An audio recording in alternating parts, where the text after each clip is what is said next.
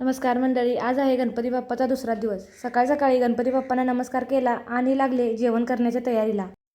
आज आमच्याकडे प्रत्येक घरामध्ये उंदीर मामासाठी प्रसाद म्हणून घुगऱ्या बनवल्या जातात आणि त्याच घुगऱ्या पूर्ण शेतामध्ये आणि घरामध्ये पसरल्या जातात।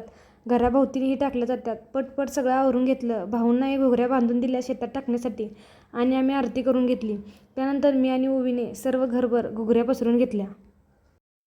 कालचा दिवस कसा गेला काही समजलंच नाही। पूर्ण दिवस बाप्पाच्या आगमनामध्येच गेला। खूप आनंदी वातावरण होतं। आजचा दिवसही तसाच सरत होता। दुपारचे कितक्यात 4 वाजले काय समजलंच नाहीत। 4 वाजले म्हटलं की आमच्या घरात पहिला चहा लागतो। पटपट चहा ठेवून घेतला आणि लागलंच मोदकाच्या तयारीला लागले। आज मी गणपती बाप्पाच्या प्रसादासाठी मोदक बनवणार होती। चहा वगैरे घेतला आणि लागलंच कणिक मळून घेतली आणि सारण तयार करायला लागले। मस्त असं सारण तयार करून घेतलं आणि त्याचे मोदकही वळून घेतले। गणपती बाप्पाला उकडीच्या मोदकाचा मान असतो, पण आज आमचे साहेब येणार होते, त्यामुळे त्यांना उकडीचे मोदक अजिबात आवडत नाहीत। त्यामुळे मी गणपती बाप्पाच्या प्रसादासाठी काही मोदक उकडून घेतले व काही मोदक तळून घेतले।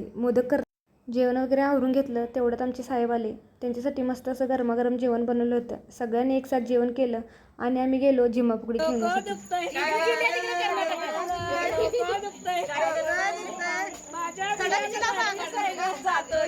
माझ्या बिजाला जातीस काय ग?